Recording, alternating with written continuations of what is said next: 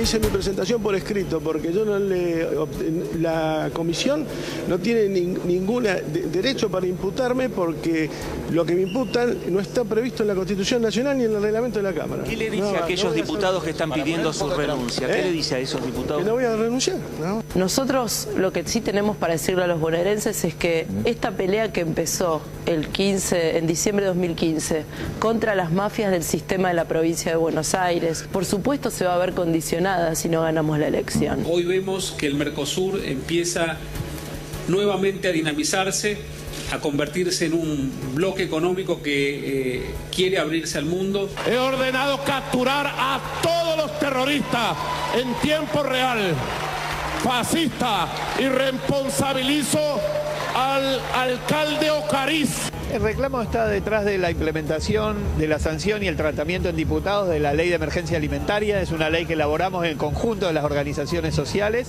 con la preocupación expresada en la infantilización de la pobreza. Entré a mi patio y vi esa nenita ahí y el pueblo todo también triste, mal. Yo no me encontraba en casa, veo la ambulancia que pasó, vine corriendo porque pensé que era mi hijo y cuando me encuentro con mi cuerpito ahí me mandaron adentro. Él cuando prende fuego parece y sale corriendo. Yo, mira, la verdad que escucho cuando él grita. Ahora se van a morir todos. 10 minutos, 5 minutos, no sé cómo se dice. Empezamos humo, fuego, bueno, sabés, empezaron a explotar las paredes, el techo porque es todo madera. ¿Qué tal? ¿Cómo les va? ¿Qué dicen? Muy bienvenidos, muy buenas noches. Dramático, ¿no? Los testimonios finales. En principio lo que sucedió en La Boca con 4 víctimas fatales en un nuevo femicidio y nuevo caso de violencia de género por otra parte, y también lo que ocurrió en Córdoba, ¿no? Una nenita de 5 años que fue encontrada sin vida en el patio de una casa. Ya hay un detenido y una investigación que naturalmente va avanzando. Fueron casi como 2 hechos policiales en simultáneo en distintos puntos de la geografía argentina que conmocionaron y muchos desde muy temprano. Después está lo de Barrios de Pie, lo de la corriente clasista y combativa, lo de distintas organizaciones sociales y partidos de izquierda que obviamente generaron en el ámbito de la ciudad imágenes como las que estamos viendo, con ollas populares. 1000 ollas populares dijeron en todo el país, independientemente de si fueron 1800, 500, de la presencia mayor o menor en distintos lugares. Lo que está claro es que lo que están reclamando de manera creciente es la aplicación de una ley de emergencia alimentaria, que el gobierno está muy lejos de poder cumplimentar o aplicar, por lo menos en principio, en términos de márgenes fiscales y de capacidad de respuesta, porque además no está claro quiénes lo administrarían, cómo llegarían esos fondos a los comedores, cómo se podría ejecutar. Y que en tiempos electorales además acrecienta el reclamo de muchos que genuinamente protestan y otros que, envalentonados en medio de la campaña, también propician algún tipo de reclamo adicional. En cualquiera de los casos demostrativos de que la economía no arrancó, de que las changas se cortaron, de que el empleo, como demostró el propio INDEC, efectivamente no está creciendo ni remotamente a una tasa razonable para al menos generar genuinos recursos en muchos hogares para poder alimentarse, para poder dejar atrás la situación de indigencia de muchos y también de pobreza de tantos otros. Bueno, a todo esto también tenemos, Belén, muchos en las redes sociales escribiéndonos desde muy temprano, porque dijimos que iba a estar aquí el hombre que es el factotum de La Garganta Poderosa, una revista mensual que ya tiene sus años, más de una década, pero que además habla de la cultura villera.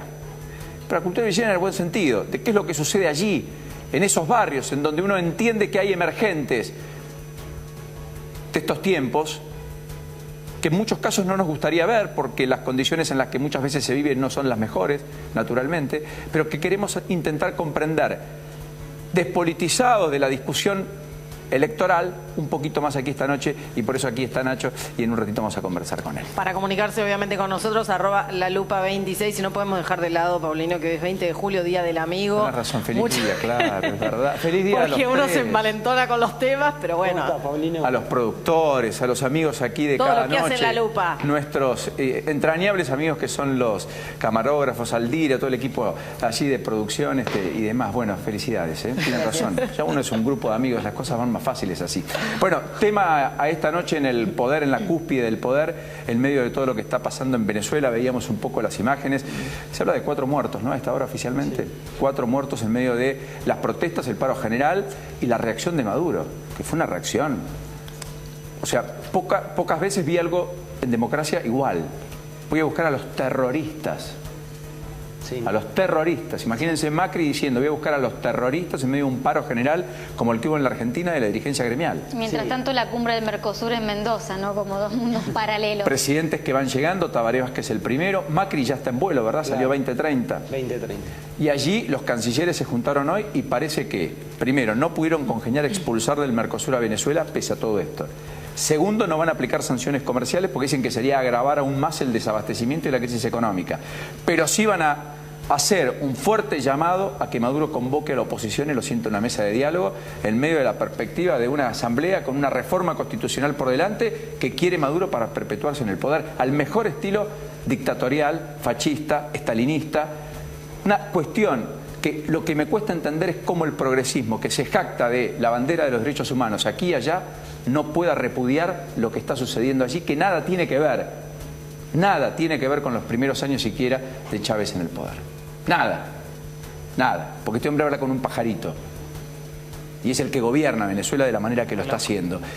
Es demostrativo de cómo, según quién produzca determinadas cosas, a veces miramos la violencia y los muertos. 100 en las calles en 100 días. 100, muchos de ellos jóvenes, asesinados a manos de milicias cobijadas por el Estado que arriba de una moto disparan a mansalva a estudiantes que protestan. De nuevo, tanquetas militares que hemos visto con mujeres que intentan frenarlas con su cuerpo, con su humanidad. Y en algunos casos esas imágenes ni siquiera conmueven a esa izquierda, entre comillas, progresista de algunos lugares como la Argentina.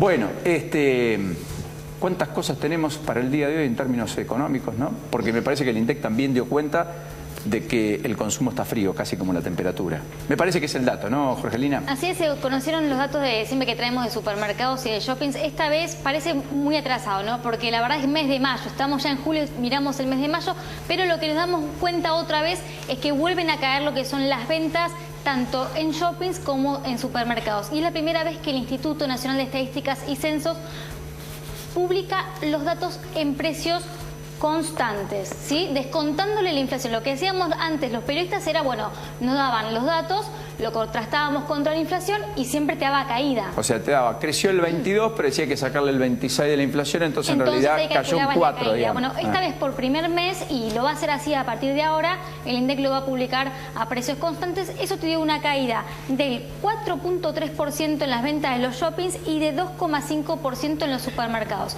Cuando mirás los dos, mayo contra abril, los shoppings recuperan un poquito, o sea, caen menos, y los supermercados caen el doble o un poquito más, ¿sí? O sea que en los super la cuestión en mayo estuvo peor que abril. Estuvo peor. Aunque en los shoppings podría encontrar un punto de inflexión y quizás un quiebre. Ahí entra en juego mucho el tema de el ahora 3 y el ahora 6 y los planes y la vuelta de las cuotas que ayudan. Recordemos que el tema de precios transparentes había dejado un poco atrás todo el tema de ese consumo y las cuotas que implementó el gobierno, el acuerdo, después de ese error que tuvo, esa marcha y contramarcha, ayudó a repuntar, pero todavía los dos siguen en caída. Ahora, cuando ves adentro de cada uno, lo que más se cayó ya directamente da negativo cuando ves los precios corrientes. En shoppings es diversión y esparcimiento. Sí, hasta ahí lo que primero recortás cuando hay cine, en algunos lugares, viste, los patios de juegos, eso es lo que está como diversión y esparcimiento. ¿Y en los súper qué es lo que cae? ¿Alimentos también y bebidas? ¿Sabes qué es lo que más cae? Artículos de limpieza y perfumería. Que son los más caros. Sí, que cuando vos hablas con las consultoras privadas te dicen esto es lo que más cae y lo primero que resigna y lo primero en que te vas a una segunda marca, porque la verdad es que también es lo que más aumentó. Si vos ves el comportamiento en el supermercado, decís, bueno, renuncio a esto y priorizo tal vez está buscando precio y es demostrativo de que, bueno, también ahí se han cortado changas, probablemente de personas que limpiaban en casas que dejaron de serlo, o personas que limpiaban su casa más fluidamente y dejaron de hacerlo por lo menos en la recurrencia de antes. Esto es la muestra de 61 supermercados y 37 shoppings. Obviamente que acá está el dato también del consumo mayorista que crece y mucho, pero acá siempre insistimos que por más que el gobierno tenga esa visión de que el consumo mayorista hay que tenerlo en cuenta, y es cierto, no compensa en totalidad la caída que se está dando hoy en los supermercados. Ahora, te traigo un dato más que habla un poco de la inflación y de lo que espera el gobierno con respecto a cómo se van a comportar los precios. Ya sabemos que el Banco Central, la meta del 12 al 17 este año... Ya fue, perimió, ya fue, dirían los pibes, sí. Bueno, desde el Ministerio de Hacienda creen que el 17% se va a alcanzar entre abril y mayo de este año y abril y mayo del año que viene.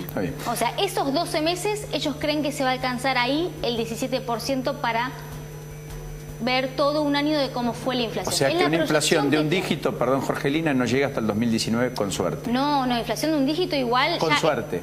El año que viene ya de meta no tenés inflación de un dígito, ya tenés en el 12%, digamos, ¿no?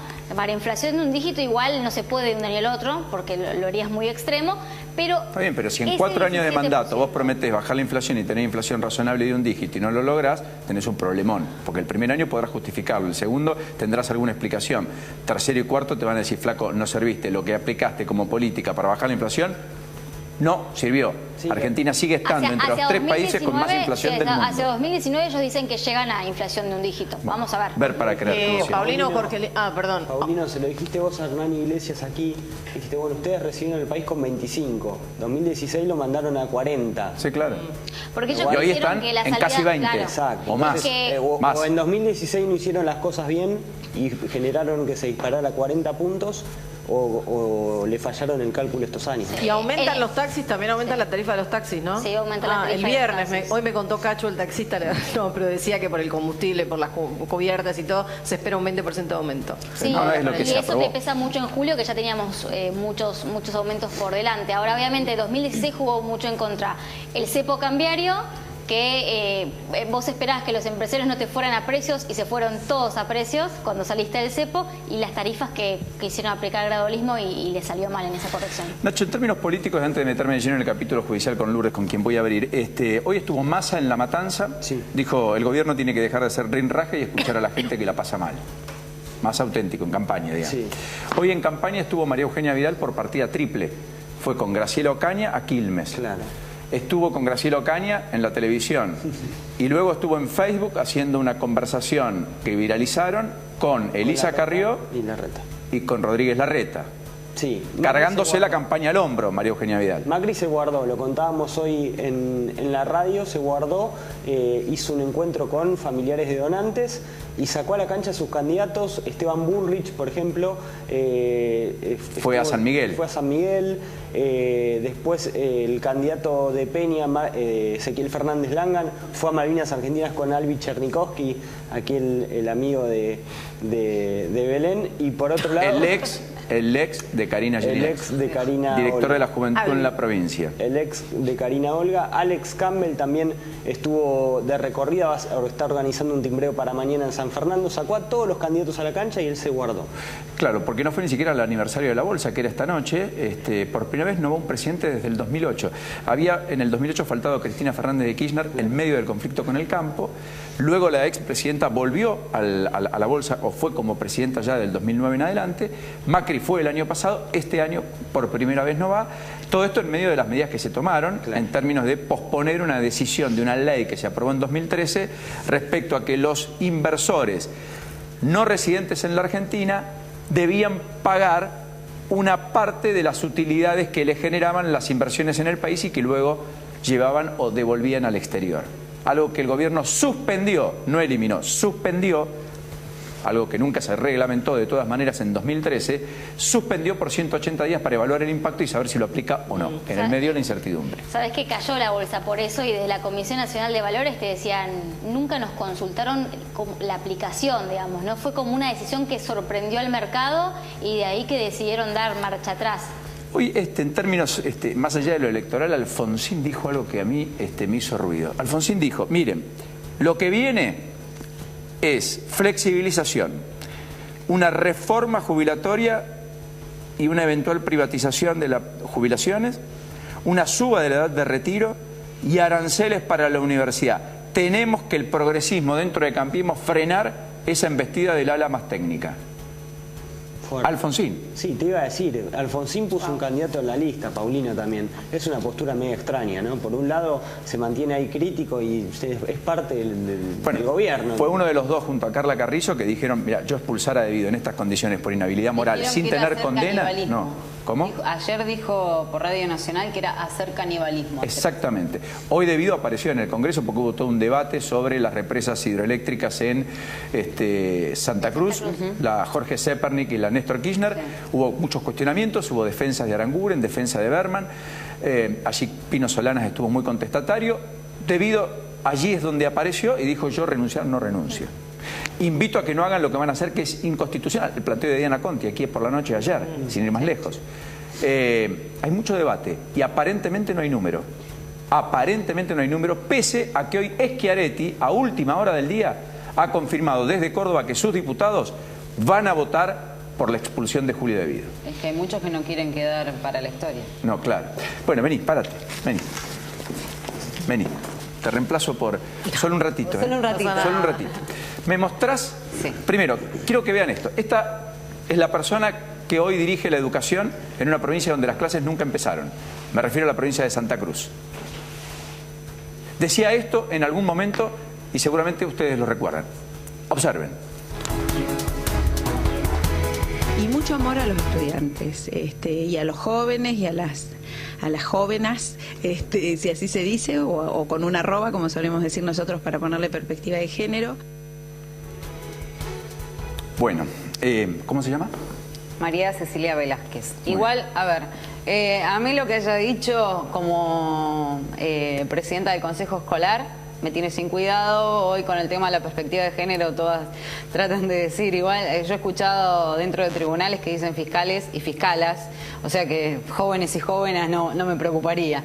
Lo que sí me preocupa es lo que vamos a hablar es lo menos relevante, pero es una carta de presentación porque es la número 1 en materia educativa, ¿no es cierto? Me parece que debería tener, por lo menos... Que ya lo dijimos, una provincia que este año sigue complicada con el tema de las clases, que no ha podido llegar a un acuerdo, o supuestamente el gobierno nacional, Nacho había contado que iba a llegar a un acuerdo, que había llegado a un acuerdo para que la provincia tiró tuviera fondo. El problema es que la provincia no le está dando aumentos a los docentes, le quiere pagar lo mismo que el año pasado. ¿Te imaginas que si en la provincia de Buenos Aires hubiera pasado eso, o en la ciudad misma, donde finalmente acordaron un 27 casi en la provincia y en la ciudad le están ofertando el 21,5 y no acuerdan? No habría clases tampoco. Contra cero no hay clase. Bueno, no importa, pero judicialmente fue procesada. Fue procesada antes de la feria. El juez Canicova Corral decidió procesarla por defraudación al Estado. ¿Por qué? Porque hubo, después de una denuncia que hizo en el año 2016 la Oficina Anticorrupción, por irregularidades, había habido una auditoría de la AGN donde encontraron varias irregularidades en los fondos rotativos. ¿Qué pasó? Había facturas apócrifas. ¿Cuáles son esas facturas apócrifas?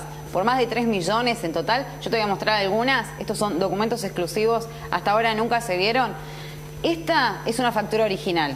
Acá, bueno, borramos la empresa. 27 de agosto de 2014, dependía del Ministerio de Desarrollo Social, trabajaba con Alicia Kirchner y hizo una compra por un total de... Esta es una factura real.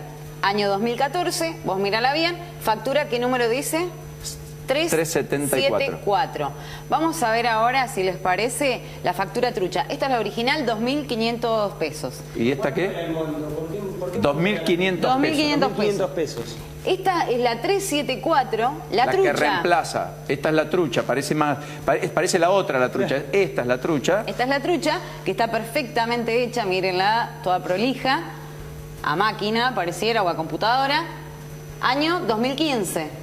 O sea, ya no es 2014. No es 2014, es 2015. Está hecha un año después. Pero es el mismo número de factura, es la misma empresa, que acá elaboramos para evitar inconvenientes. El monto, 247.190 pesos. ¿Y el concepto? ¿Qué dice el concepto? Para que la gente entienda. No. Habla de gorras con logos oficiales, de remeras con logos oficiales, de banderas promocionales, todo eso. Equipos para chicos, supuestamente. Claro. Eso es desarrollo social, hay que ponerlo en ese contexto. Por supuesto, esto era para eventos y jornadas deportivas. Jugaban con eso. Gorros con 2 logos oficiales estampados. 28, Remeras con 2 logos. 28 gorras. 78.428 gorras. 28 gorras, 74.800 pesos. 78.400 pesos. 45 remeras, 28.000 pesos. Un poquito caro. Un poquito más barata las remeras que los gorros, ¿eh? De todas maneras. Banderas promocionales 95, 40.750 pesos. Bien, vamos a otra factura. Vamos a otra factura. Esto refleja una diferencia natural, como ustedes pueden apreciar, de miles de pesos. Observa, la factura 387 es del 23 de septiembre del 2014. Hay un particular que compra y gasta 645 pesos. Claro. Rodilleras y canilleras compra. Precio unitario, 90 pesos. Claro, 90 y 540 pesos gastó en rodilleras, 6 rodilleras y 3 canilleras, 105 pesos. Un total de 645. Hasta acá, lógico. Bien. Está la verdadera. La verdadera. Vamos la a falsa. La trucha. Ah, 387. Bueno. Gastaron 479.500 pesos. En el año 2015, por supuesto, factura 387, la trucha. Ven que está todo prolijito hecho. Es lo mismo, es la misma empresa. Gastaron pelotas de fútbol. 500 pelotas a 262 pesos, 131.000 pesos. Parece razonable. Ahora, ¿por qué hay tanta diferencia entre la original, que era la otra, y esta, donde se compran además cosas distintas para justificar este monto que supuestamente nunca se compró por esto? Las facturas verdaderas son las que te mostré antes. Sí. La 374 y la 387, la del monto de 1.400, creo que era 1.400 pesos, y la de 650 pesos, que es la anterior que te mostré a esta. ¿Qué pasó? Esas eran facturas originales. Alguien vivo dijo, cambiame la factura, poneme otro sistema. Esa factura, utilicemos esa factura de esas empresas, que esas empresas fueron citadas y negaron haber hecho trabajos para el Ministerio de Desarrollo Social. Utilizaron esa factura, total nadie se iba a dar cuenta. Y las hicieron ellas, es peor. Las trucharon. Trucharon todo el talonario. Todo. Entonces la empresa que aparece proveyendo de todo esto a este valor, en realidad nunca proveyó nada porque no existió. Jamás. Esto es una factura apócrifa. Exacto. Y la anterior también. También. Y vamos a ver una tercera si querés.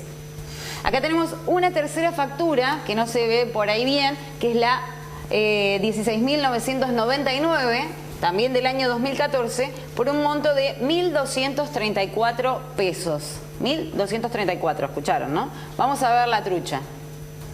219.000 pesos. Acá sí, mira, gorras con 2 logos oficiales estampados, 28 pesos cada una, 3.000 gorras, 3.000 remeras con 2 logos oficiales a 45 pesos cada una, 135.000 pesos. ¿El desfalco de cuánto sería? Más de 3 millones de pesos. O sea, 3 millones de pesos que terminaron en el bolsillo de alguien que desconocemos, pero que en ningún caso sirvió para ninguna prestación y se pagó desde el Ministerio... ¿Cuál fue la justificación que atiende las emergencias, digamos? ¿Cuál fue la justificación que dio la ex jefa de gabinete, actual presidenta del Consejo Escolar, cuando tuvo que declarar en la indagatoria? Le dijo, yo firmaba todo lo que me llegaba para que los trámites sean más rápidos. Por eso dependía de la Secretaría de Deportes, porque era para hacer eventos. Con lo cual le pasó la pelota a Morresi. ¿Qué pasó a la Secretaría de Deportes? Claudio Morresi. La firma la ponía ella. Pero ella ponía la firma. O sea, ella dijo, yo firmaba rápido porque quería que sea expeditivo. Claro. No sé ni qué firmaba, pero lo firmaba rápido. Claro, eran eventos. Gracias, Lourdes. Impecable. ¿Te gustó, Belén? No, no te gustó nada, pero no importa. No. Es lógico que no te guste porque no son cosas que deben pasar. Bueno, me contás cómo está la ciudad y me voy al encuentro con Nacho, dale. Sí, ya te comento cómo viene la ciudad. Mientras tanto les digo que para comunicarse con nuestro programa tienen que poner @lalupa26. Tenemos muchísimos invitados para el día de hoy mientras se actualizan los datos. Les comento que mañana el tiempo va a estar muy bien, va a estar tranquilo. Sin lluvia, está bien. Se cayó internet. No pasa nada. Pero estamos viendo imágenes de la queridísima ciudad de Buenos Aires en plenas vacaciones de invierno, con por ejemplo la rural para ir a visitar, ¿no? Sí, que abrió ayer muchísima gente esta noche y 30% del total de los que fueron ayer son menores. Y está muy tentador. Es uno de los atractivos. Muchas ventas, además, Jorgelina, muchas muestra de un sector que está pujante y que es casi la contracara del sector industrial en muchos de los casos. Nacho, gracias por venir. Bienvenido. Por invitarnos. Buenas noches. ¿Cuánto hace que haces la Garganta Poderosa? Hacemos la Poderosa, es una articulación de asambleas barriales desde hace 13, 14 años. Nos empezamos a organizar en Zabaleta, que es un barrio, un núcleo habitacional transitorio para el Estado, una villa de la capital federal. Y a partir de esa experiencia asamblearia, comunitaria, se empezó a articular con experiencias similares de otros barrios. Y bueno, hoy acá en Argentina son 44 asambleas en todas las provincias. Vos trabajás ahí con sectores con alta vulnerabilidad, estás permanentemente en contacto con menores, con chicos que en el deporte se refugian de la mala vida de la noche, de probablemente las drogas. ¿Qué estás encontrando y en el proceso de esta última década, cuál fue el cambio entre cuando empezaste y hoy? Bueno, a nosotros nos gusta hablar más de barrios vulnerados que de barrios vulnerables. La realidad es que, como te decía, Zabaleta, por ejemplo, es un núcleo habitacional transitorio creado por el Estado hace más de 50 años, que en un momento decidió desaparecerlo del mapa en el sentido más literal. Digamos, si vos buscás Zabaleta en la guía T es un cuadrado gris, si la buscás en el GPS es un cuadrado rojo, y si la buscás en el mapa interactivo del gobierno de la ciudad que la creó es un cuadrado blanco, hasta hace poco tiempo que entre los propios movimientos sociales empezamos a generar un registro, un censo, un programa de desarrollo hacia la gran batalla final, que es la urbanización, el acceso a una vivienda digna. Entre tanto, como decías en la presentación, en nuestros barrios se ven los emergentes o los sumergentes, entre comillas, de un modelo que genera exclusión, que genera pobreza y que se acentúa a partir de políticas públicas. Entonces lo que nosotros hacemos desde los barrios es organizarnos para traccionar o confrontar con esas políticas públicas, no desde una plataforma partidaria, no porque la demonicemos, no porque nos pongamos en puritanos, sino porque entendemos que hay un montón de compañeros con ideas parecidas que están dando esa pelea en ese ámbito, y nosotros intentamos construir un mecanismo de organización de base a mediano o largo plazo que nos permita ir alcanzando algunas conquistas a partir de los consensos que establece la asamblea del barrio. Nuestras asambleas son íntegramente... ¿Qué es lo que básicamente falta? ¿Qué cosas cambiarías? Déjame ideas, quiero llevarme cosas, quiero que transmitas cosas que les están pasando y que deberían ser distintas. Bueno, sería una respuesta muy amplia si abordar a todas las asambleas de todas las provincias, pero para empezar por la más antigua, que es en Zabaleta, te podría decir que un barrio que queda a 10 minutos del Obelisco no tiene gas natural, no tiene línea de teléfono, no tiene acceso para las ambulancias. ¿Y cuántas personas viven? Hoy son más de 2.500 familias, pero en realidad es el hall de entrada de la Villa 2124, que junto con la 1114 y la 31 deben conformar el 10% de la ciudad. La realidad es que cuando nosotros hablamos de urbanización no nos referimos a 4 paredes y un techo, nos estamos refiriendo al acceso a los servicios, al derecho a la vida, que un broncoespasmo no signifique la muerte porque la ambulancia no entró a buscarte. La realidad es que... ¿La ambulancia no entra porque no puede, porque es chiquita la calle o porque por seguridad no entra? Perdón por la ignorancia en esto, Las tiras, que son los pasillos del barrio, en muchísimos casos no permiten el acceso a ambulancias. De vehículos. Pero a eso sumale la voluntad política de un gobierno que muchísimas veces ni siquiera responde al llamado de emergencia. ¿Pero llaman al SAME y tampoco va? O no va, o va a la ambulancia pero no va al médico, o va o se queda afuera, aludiendo a la inseguridad, como si la inseguridad de los vecinos que viven en nuestro barrio no fuera justamente que no accedan las ambulancias. En realidad todo eso está cimentado sobre un imaginario de cómo funcionan los barrios, que en muchísimos casos se refuerza a partir de las coberturas, de los armados televisivos y de las no coberturas de otras realidades del barrio y de películas como El Elefante Blanco, Ciudad de Dios, que hacen que la gente crea que la ambulancia no entra al barrio porque tiene miedo. Y la realidad es que hay muchos barrios donde no entran las ambulancias, como por ejemplo en la Rodrigo Bueno, en Costanera Sur, donde nosotros perdimos a Gastón a los 13 años ahogado literalmente en un pozo de mierda porque no solo incumplieron la ley de urbanización, sino que además inhibían el ingreso de materiales, donde la ambulancia no entró a buscarlo y jamás se registró un solo caso de un tiro en la Rodrigo Bueno.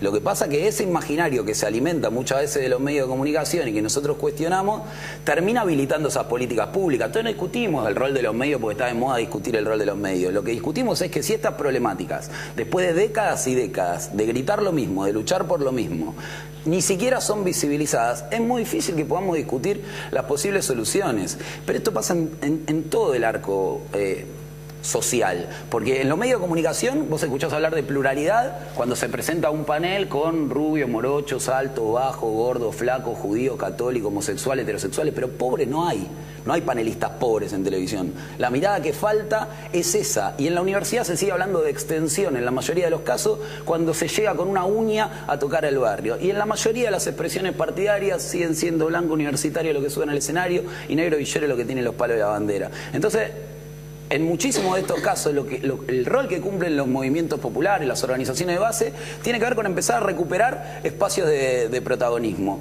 Y en eso el fútbol, por lo menos para nosotros, ha sido central. Lograste allí traerte para darle un conjunto de valores, una contención que en muchos casos no tenían, etcétera, una vida, un futuro, una perspectiva. Más bien logré que me llevaran para sí. Nosotros somos un colectivo del día que nacimos, éramos un grupo de chicos y chicas pensando un partido de fútbol. De ese grupo hace 14 años nos mataron a 5 por zonas liberadas, casos de gatillo fácil, todos casos que involucran de una forma u otra a la fuerza de seguridad, tal vez el principal factor de inseguridad que tenemos adentro de nuestro barrio. ¿Lo sigue siendo hoy? ¿O hay una policía algo distinta? No, hoy es mucho peor. A mi ahijado, Kevin, lo mataron el 7 de septiembre de 2013 en un tiroteo que duró más de 3 horas con 105 disparos de UCI y de FAL, que son armas de guerra, 50 metros de 2 casillas de gendarmería. Y desde ese año, septiembre de 2013, nosotros marchamos al Ministerio de Seguridad todos los años denunciando que, como Kevin, se nos habían muerto o nos habían asesinado un montón de otros chicos en los barrios por acción o por omisión de la fuerza de seguridad. No es que en función de la coyuntura del gobierno nosotros modificamos nuestra mirada sobre... No, desde ese entonces. Ahora, lo que te puedo decir es que si en ese entonces estaba la sensación de que contaban con carta blanca, con luz verde para hacer lo que quisieran, hoy pareciera haberse recrudecido. Hoy pareciera que directamente tuvieran una orden, un protocolo de la ilegalidad. Nosotros venimos de denunciar un chico de 8 años baleado en la murga de la 1114, represión en un comedor infantil, torturas que uno creería que solo podía encontrar en el Nunca Más, a Iván y Ezequiel, que son 2 compañeros nuestros adolescentes, el asesinato de Kevin, la detención arbitraria que le costó la detención a una compañera que intentó registrarlo. Y todos estos casos que te hablo, que hemos podido visibilizar desde La Garganta, tienen por denominador común la inocencia inapelable de los niños.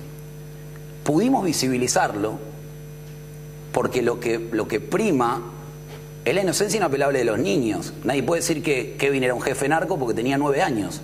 Pero si la bala que le pegó a mi ahijado le hubiera pegado a mi compadre, en los medios de comunicación hubiera sido eso. Entonces, los medios de comunicación no son una corporación aparte del poder, pero el poder es todo eso. Y en este contexto en el que nosotros vivimos, eso es así. Por eso nosotros somos muy cuidadosos de cómo nos manejamos con la información que nos excede. Porque lo hemos padecido. Que construyan el imaginario en función de la información que reciben. Entonces nosotros vemos imágenes de Venezuela y no vemos imágenes de México. Nosotros volvimos de México hace muy poquito porque nos invitaron a disertar en un panel en el que participaban desde Vergara, que podría ser el Tinelli mexicano, hasta emprendedores del Opus Dei, y a nosotros nos llevan como jóvenes emprendedores de barrios populares. Volvimos así, porque ahí nos enteramos que ahora en México hay 855 fosas comunes, 180.000 homicidios sin ningún procesado, 30.000 desaparecidos hoy, ahora. 6 periodistas reconocidos asesinados este año, ¿sí? Que vos denunciaras ahora, sí, contra el narcotráfico. Eso no hace mejor a Maduro. No, yo no estoy diciendo que eso hace mejor a Maduro. Lo que te estoy diciendo es cómo funcionan los medios de comunicación en relación a la información que a nosotros nos llega. Pero lo de Venezuela es condenable, ¿sí o no? Sí, hay un montón de cosas. No, hay un montón, ¿es condenable, sí o no? Sí, hay un montón de cosas. Nosotros tuvimos la posibilidad de estar en Venezuela. O sea, si vos estuvieras en Venezuela, ¿qué serías? Nosotros denunciamos a lo largo de todos estos años todas las políticas de seguridad o las violaciones a derechos humanos. Nosotros hicimos tapa de La Garganta a Estela de Carlotto al mismo tiempo que exigíamos la renuncia de Equivo de Carlotto como secretario de Derechos Humanos de la provincia de Buenos Aires, porque la familia de Luciano Arruga estaba acampando en el destacamento donde lo habían secuestrado, torturado, desaparecido y asesinado, y no había una conexión con esa departamental del Estado. Entonces, frente a las violaciones de derechos humanos, nosotros hubiéramos asumido claramente el rol que tenemos. Ahora, como te digo eso, nosotros tuvimos la posibilidad de viajar a Venezuela a poco del fallecimiento de Chávez, tenemos vínculo con compañeros que están en el barrio 23 de enero, y la situación social es mucho más compleja de presentarla de esa forma, porque si no sería inexplicable entender cómo Maduro puede sostener la gobernabilidad todos estos años, con el nivel de hostigamiento que también ha recibido Venezuela desde afuera, y saca la figura de Maduro si querés. Nosotros no nos decimos estadistas, no nos decimos especialistas en política internacional. Yo te digo lo que yo vi en un barrio de Venezuela, donde no hubo peronismo, no hubo estado de bienestar. En 14 años se generó un nivel de tensión donde muchos que no soñaban ni ir de visita al llano, de golpe tenían una vivienda en el llano. Entonces, en todos esos sectores que se empoderaron de una forma y otra, se juegan un montón de otras variables que para mí son muy complejas y que tal vez no se podrían llegar a discernir en 5 o 10 minutos de televisión, y seguramente no seríamos nosotros los más idóneos para estar acá. Pero yo te escucho a vos y también la escucho a Estela Caloni, que me parece súper respetable en su mirada y en su recorrido histórico en el periodismo de la región, y su mirada es que el nivel de hostigamiento que hay sobre esta Venezuela no lo hubo ni sobre la Chile de Allende. Entonces la realidad es que nosotros somos cautelosos sobre cómo se opina afuera. Vamos a preguntarte por el fútbol y nosotros siempre decimos que el periodismo deportivo hace muchas cosas mal. No nos gusta el resultadismo, el exitismo, cómo se cuelgan de la violencia cuando le viene bien y cuando no. Todo eso lo cuestionamos. Pero hay algo que el periodismo deportivo hace muy bien. A ningún enviado de deportes de ningún diario del país se le ocurre escribir sobre Racing sin haber ido al entrenamiento de Racing. Y sobre nuestros barrios escriben hace 50, 60, 70 años personas que no lo conocen ni por el Google Maps. Entonces, como eso nosotros lo padecimos en carne propia, de las asambleas de La Poderosa en cada provincia vas a encontrar a la poderosa formoseña cuestionando a Infran desde hace muchísimo tiempo, de la misma manera que en Capital Federal cuestionamos que no se haya construido una vivienda social en 3 gestiones. Somos respetuosos de lo que cada comunidad construye en su espacio y articulamos a partir de puntos de encuentro. Nuestra mirada es eso. Nacho, lo último. Hoy se pidió por la emergencia alimentaria. ¿Vos compartís? Sí, me parece que cada vez se va agravando más la situación. Muchas de las organizaciones que hoy estaban en la calle, hace algunos pocos meses atrás, nos jactábamos de que ahora estábamos discutiendo la emergencia social porque lo que necesitábamos era trabajo, lo que discutíamos era trabajo, era calidad de vida, era condiciones que no íbamos a permitir se retrotrayeran a ponernos a discutir alimentos. Y entonces, en primera instancia, este gobierno tuvo buenos bomberos en la calle para los incendios que generaban las instituciones. Entonces, independientemente de que no hubiera una política real de viviendas sociales o de inclusión para problemáticas históricamente postergadas en los barrios, se generó que, por ejemplo, en Zabaleta teníamos 2 comedores y de golpe teníamos 5. Entonces, si vos lo ves de afuera, si lo ves de estadistas, si lo ves de la universidad, eso es una pésima noticia. Hay más gente que no está comiendo en su casa, que se abra un comedor nunca puede ser una alegría. Pero hacia la dinámica interna del barrio, donde los que tal vez no tenían laburo tampoco lo tenían, eso llevaba como un aliciente. Y entonces parecía ser que los sectores históricamente más castigados no estaban tanto más castigados que antes, y quienes empezaban a sufrir los cimbronazos del desempleo, del ajuste, era la clase media baja, que de alguna manera después terminaba afectando colateralmente al barrio, porque el que se tomaba un remis en el barrio porque no te entraba el colectivo, ya no tenía un mango en el bolsillo para pagar el remis porque se lo había gastado en la leche. Eso poco a poco empezó a gotear en el barrio. Y hoy te digo que sí, hoy te digo que estamos discutiendo alimentos porque los comedores son muchos, pero ya no les alcanza la comida. Gracias por este ratito. A ustedes. Y felicitaciones por la tarea. A ustedes. Es que lo importante que uno pueda también tener estos puntos de vista, porque son los que nos hacen mejores. No puede ser que todo lo que vos digas nadie pueda comprenderlo. Aunque no tengas toda la razón, como yo tampoco. Pero si no nos escuchamos, no hablamos, no te ponemos, no los escuchamos, ¿cómo hacemos para ayudarlos? ¿O cómo hacemos para ayudarnos? Está buenísimo. Gracias.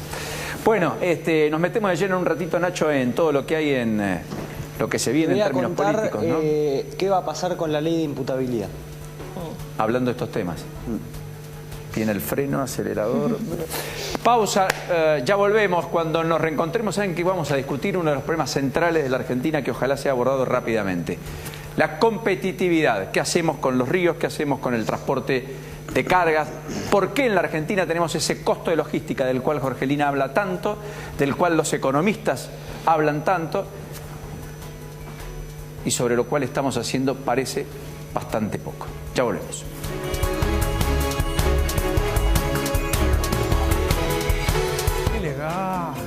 ¿Pero a dónde van con tantos descuentos en espectáculos? No sabemos ir al cine o ver ballet. Vayan al teatro pero con los de impuestos. Ballet en 3D. Salí a disfrutar. Invertí en la vida.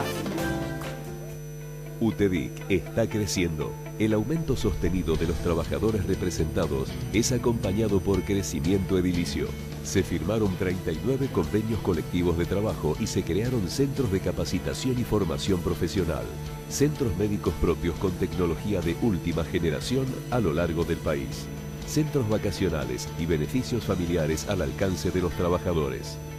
UTEDIC está. UTEDIC, compromiso con los trabajadores. Defensor del pueblo de la provincia de Buenos Aires.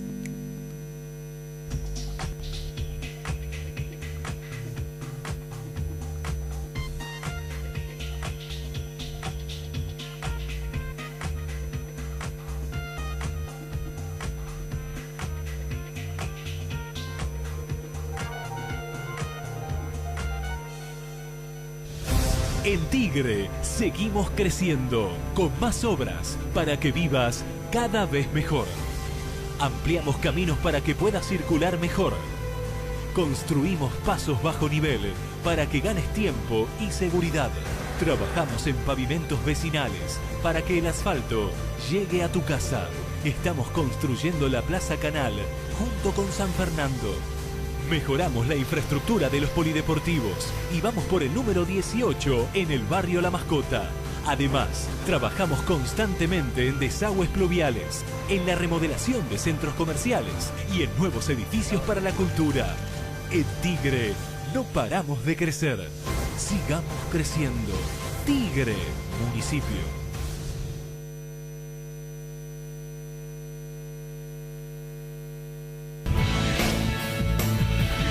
El análisis semanal de la política. En la provincia de Buenos Aires han solucionado un dilema. El análisis semanal de lo que pasa en el país. Tenemos una mesa de lujo para analizar A Fuego Lento, con Clara Mariño y Seferino Reato.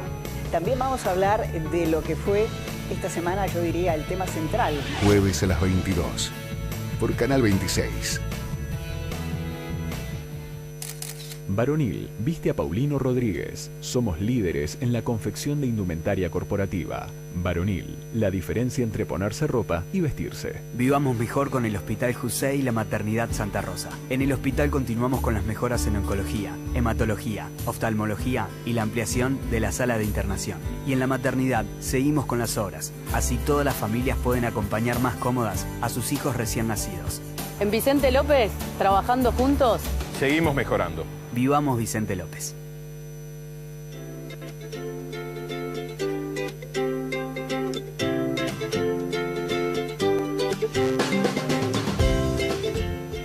Con el programa El Estado en tu Barrio podés tener una partida de nacimiento, tramitar tarifas sociales, visitar un odontólogo o ponerte al día con las vacunas. Ingresá en gba.gov.ar/El Estado en tu Barrio. Buenos Aires Provincia. Entre todos, podemos más.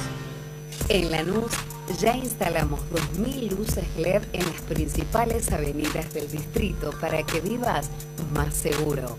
Informate en www.lanús.gov.ar. Lanús Municipio, cada día un poco mejor. Un banco presente junto a todos los argentinos. Banco Nación.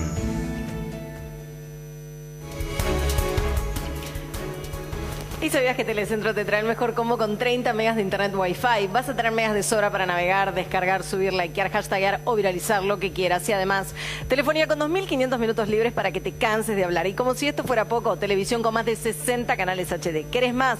Con Sudeco convertí todas las teles en Smart con acceso directo para ver Netflix, YouTube y T-Play. Todo por 1.098 pesos finales por mes con HD gratis por 6 meses y los siguientes 6 al 50% off. No esperes más. Llama ahora al 6380-0000. Telecentro te conecta a todo. Impecable. ¿Qué va a pasar con el proyecto de bajar la edad de imputabilidad a los 14 años? Lo van a tratar y lo van a enviar al Congreso después de las elecciones. El efecto Polaquito se diluyó. La reacción tanto política, un sector político como social, llevó al gobierno a frenar el debate.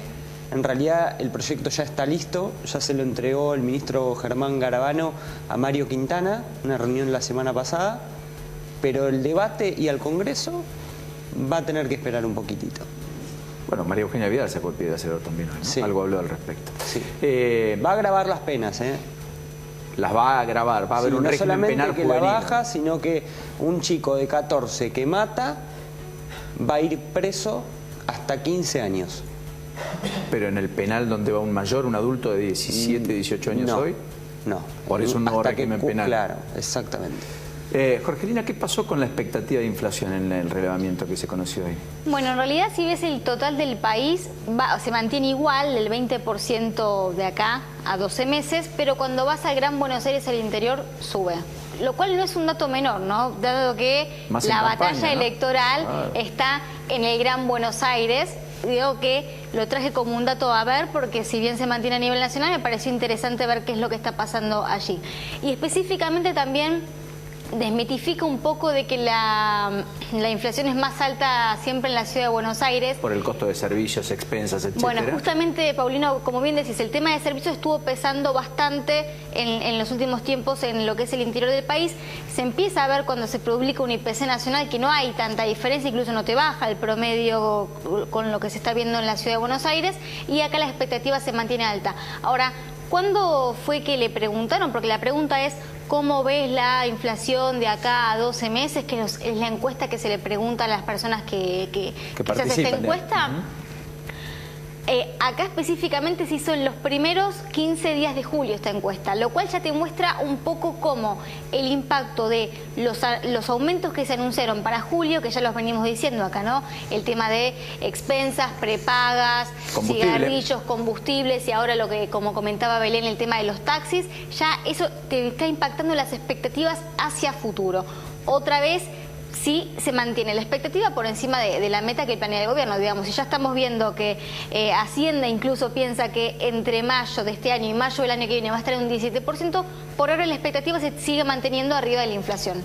Con lo cual es un dato a tomar en cuenta, ¿no? Bajó un montón, si lo ves con respecto a principio de año, pero se vuelve un poco a calentar en lo que es Gran Buenos Aires. Jorge Daniel Bianchi, muchísimas gracias por este ratito. Secretario adjunto del Centro de Patrones Oficiales Fluviales de Pesca y Cabotaje Marítimo. Daniel Indar, presidente de la Federación Argentina de Entidades Empresarias del Autotransporte de Carga, FADEAC. En ambos casos son actores protagónicos de la discusión respecto a la competitividad en la Argentina. Porque la mercadería va camión, ¿no es cierto? Puede ir por barco. Puede, pero no va. Puede, pero no va. Claro.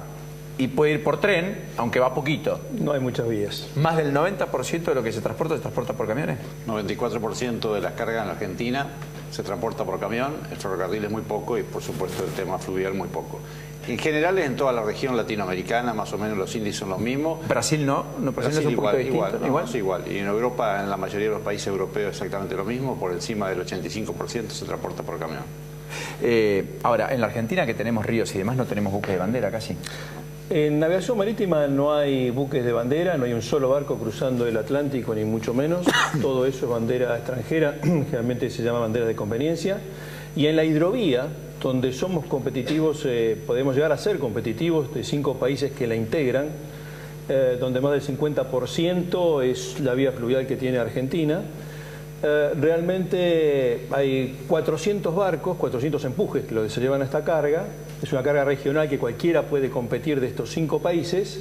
La realidad es que hay prácticamente nada más que el 2% de los barcos son bandera argentina, mayoritariamente son paraguayos y algunos bolivianos. Y la ley de Mariana Mercante, que estaba siendo discutida, que tiene media sanción del Senado, ¿nunca pudo ser aprobada en diputados? Todavía no es pero bueno, es la controversia que encontramos, porque el análisis se hizo. Mirá, nosotros antes de que asumiera Macri como presidente, un año antes, que hablamos con todos los presidenciales en nuestro recinto, se comprometió, fue el candidato que más se comprometió por recuperar la marina mercante. Fue el que más entendió este tema y el que más vino preparado con porque haya construcción de barcos, astilleros construcción de barcos y transportar, que esos son 5.000 millones de dólares que pierde el país por no tener línea de bandera para transportarlo, que es uno de los sistemas más baratos para que sea competitiva la mercadería. O sea, para que el camión lleve del campo, en lugar del campo, sí, que lo lleve al puerto y desde el puerto ustedes lo trasladen para las largas distancias. Para entenderlo son los 400 kilómetros. Por eso va desde el campo hasta el puerto para llevar el tema de la carga.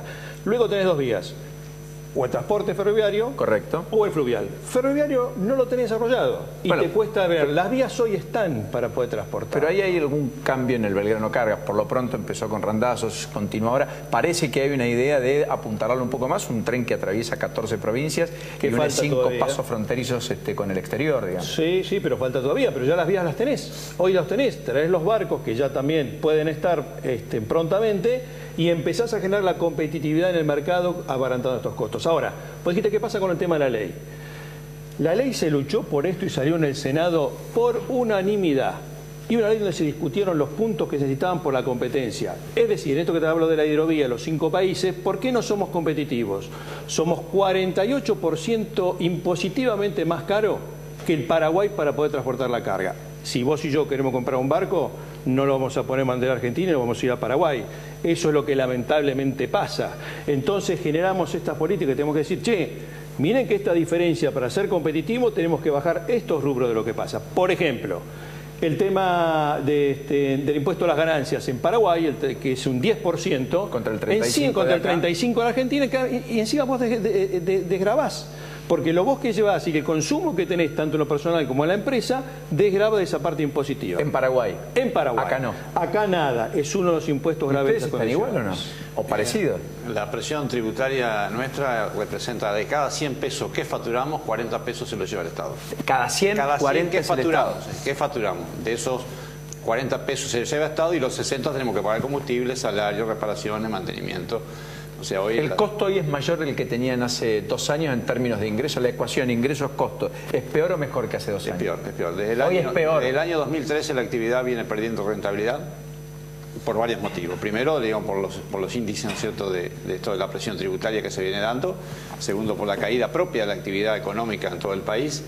Y esto hace de que inclusive hayamos dejado de ser competitivos con los países vecinos. O sea, más del 50-60% de la flota internacional hoy ha entrado a trabajar en cabotaje dentro del país, a los efectos, diríamos, de poder seguir trabajando, con lo que aumenta la mayor oferta de bodegas en el mercado y con una caída de la actividad del 25% hace de que indudablemente la situación... Cuando dice la oferta de bodega, porque uno lo asocia al vino, digamos, ¿qué me está queriendo decir? Capacidad de carga, espacio de carga, camiones que están libres, desocupados como para poder transportar. Y cuando hay más oferta, como la actividad nuestra es de oferta y demanda, no hay ninguna regulación, entonces permite que el dador de carga ofrezca un precio muy por debajo de lo que debe. O sea, lo que usted está queriendo decir es, hay muchas personas que fabrican vasos, pocos que la quieren comprar, por lo tanto el que vende el vaso no pone el precio, lo pone el que lo compra. Y si vale 10, yo te lo compro a 7, te lo compro a 7 y no pago más, y vos ante la necesidad lo vendes, con lo cual trabajan sobre la línea del costo. Sobre la línea de costo. Y hay cadena en muchas empresas hoy ha perdido. ¿Y hay cadena de pago que se haya roto ya? Hay cadena de pago que se ha roto, demoras en los pagos de 180 días. Con la inflación es letal, porque hay un costo financiero descomunal. Nosotros cuando aumenta cualquier índice, rubro de ítem de nuestra actividad, por ejemplo los peajes, aumentó hoy y hoy empezamos a pagar. Y lo cobramos al cliente tal vez a los 180 días. El combustible lo pagamos hoy, que aumentó, y lo cobramos a los 180 días. Entonces todo esto hace que genera que la situación de las empresas... Y la espalda financiera suya... Bueno. ¿Qué se puede hacer en términos de costo logístico que sea rápido? Porque, por ejemplo, cuando hablas, un caso particular, con los petroleros que invierten en Vaca Muerta, te dicen, para bajar el costo logístico necesito un tren que me traiga la arena de Bahía Blanca al corazón de Vaca Muerta, porque el costo que me implican esos camiones yendo y viniendo todo el tiempo es altísimo. Pero eso lleva mucho tiempo. En el corto plazo, ¿se puede hacer algo? Se puede hacer mucho en el mediano y largo plazo también. En primera instancia, el sector transporte de carga por carretera no es formador de precios. O sea, nosotros la tarifa la tenemos en base a los índices, ¿no es cierto?, que conforman los 11 rubros que hacen a la actividad. El 73% se lo lleva entre salario y combustible. Esto para tomar como referencia. 73% es entre salarios y combustible. Por tanto, para que noten la ecuación económica en este sentido. ¿Qué se puede hacer? Muchísimas cosas. Muchísimas cosas, partiendo de la mejora de la infraestructura. Bueno, el gobierno ha lanzado un plan muy ambicioso de 2.800 kilómetros sobre autopistas y carreteras. Nosotros entendemos que es una buena medida para que un camión pueda transitar 80 kilómetros, no a 80, 60, 40, 20, porque las rutas no están en condiciones. Primer tema. Segundo, facilitar y agilizar las fronteras, en el cual un camión está 3 días de ida y 3 días de vuelta. Bueno, hoy está En el Senado el presidente Macri ha elevado un proyecto que nosotros se lo presentamos para utilizar lo que utilizan más de 60 países en el mundo, que es la facilitación de comercio. Es un convenio aduanero que Argentina lo firmó en el año 75 y ya lo tiene que rectificar. Lo tiene China, lo tiene países que están en guerra como Turquía, Irán. Eso facilitaría porque el costo... Cuando nos hablan de hacer en las fronteras, hacer playas de estacionamiento, comedores, restaurantes... Usted rehuye porque dice, no queremos descansar, queremos trabajar. Con un QR, hoy llega un camión en cualquier parte del mundo, lo presenta y sigue viaje. Digamos, antes tenés choferes que se quedan horas esperando y durmiendo dentro del camión haciendo cola. Sí. Pero de cualquier manera, sin dejar de controlar aduanas, sin dejar de controlar... Bueno, eso es otra cosa. ¿Qué se puede cargar todo esto?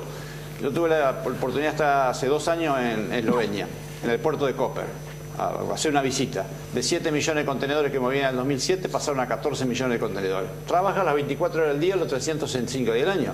Acá los organismos que hacen el control en la frontera no trabajan 4 horas, 6 horas, 8 horas, no trabajan sábado, domingo.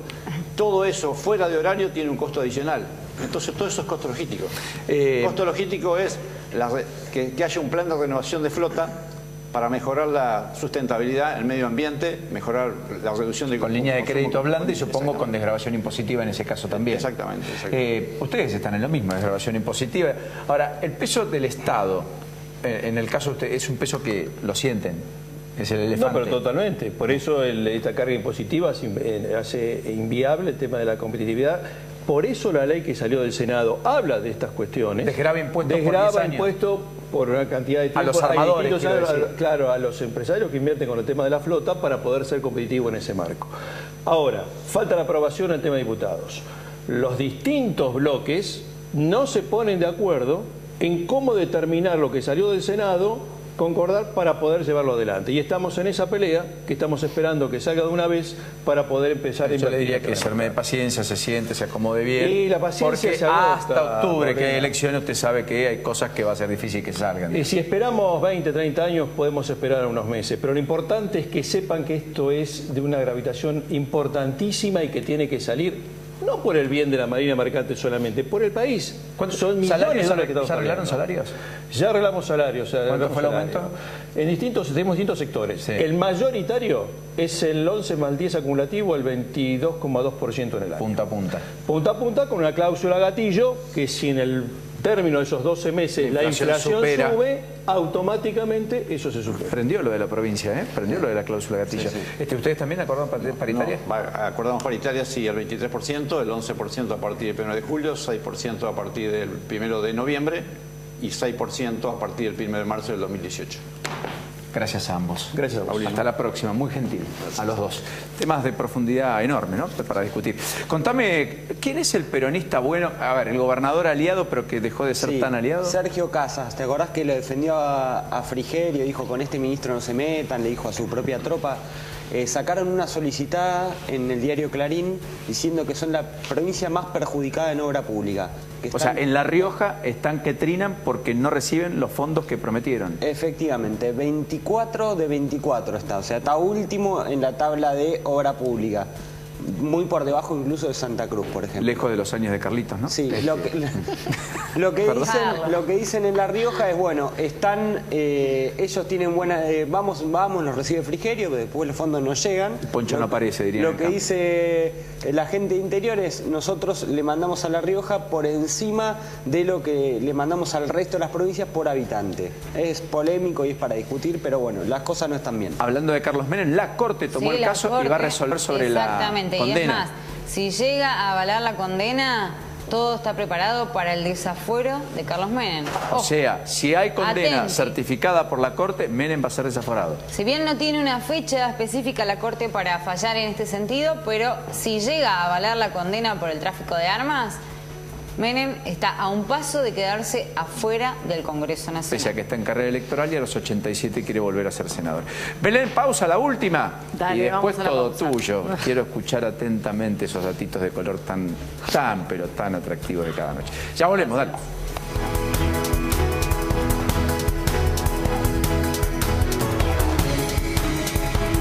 Centro te trae el mejor combo con 30 megas de internet Wi-Fi. Tenés megas de sobra para navegar.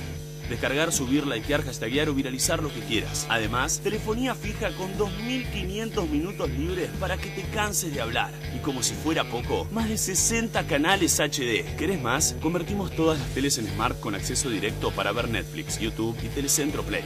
Todo por solo 1.098 pesos final por mes. Telecentro te conecta todo.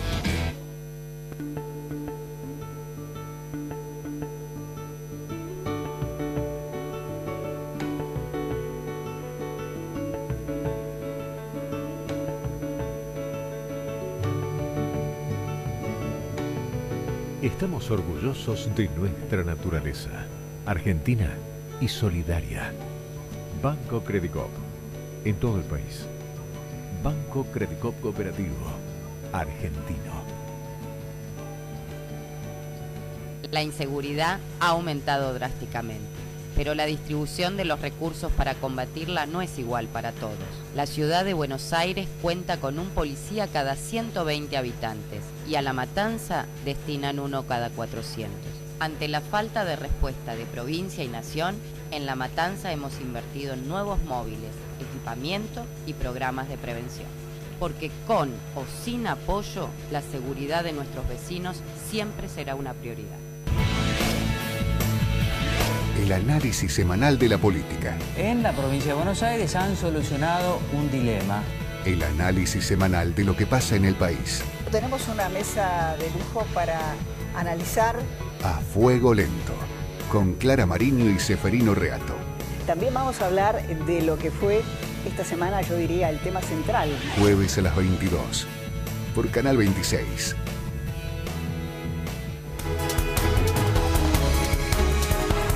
Bueno, ya a las 10 casi en la República Argentina. Mañana no llueve, eso dijiste, ¿no? Es una gran noticia. Mañana no llueve. ¿No querés dar ningún dato? ¿Ninguno? No, en realidad teníamos un video, pero lo que pasa es que por falta de tiempo capaz que no lo podemos pasar, pero es Angélica Hale, es una chica de 9 años que está revolucionando el America's Got Talent, que bueno, con una canción de Alicia Keys dejó boquiabierto a todo el jurado realmente. Y lo curioso de esta chiquita es que por suerte la pueden ver cantando, la escuchamos a ella, que es la protagonista. A ver.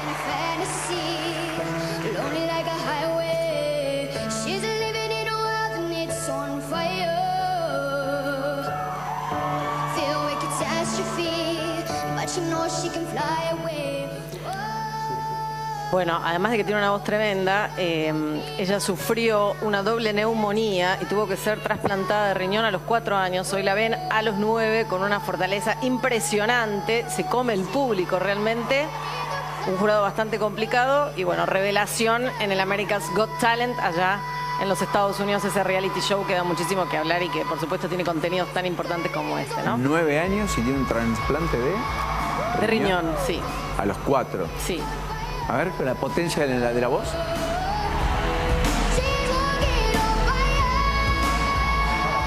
Impresionante, Cantaba bien, y después me cambiaron las cuerdas vocales. No, esta chica tiene futuro. Muy lindo momento, muy bien. Viste que había tiempo. Hasta mañana, señora. Hasta mañana. Nos vemos, pásenlo bien, disfruten. Si Dios quiere, terminen bien el jueves. Hasta el viernes. Chao.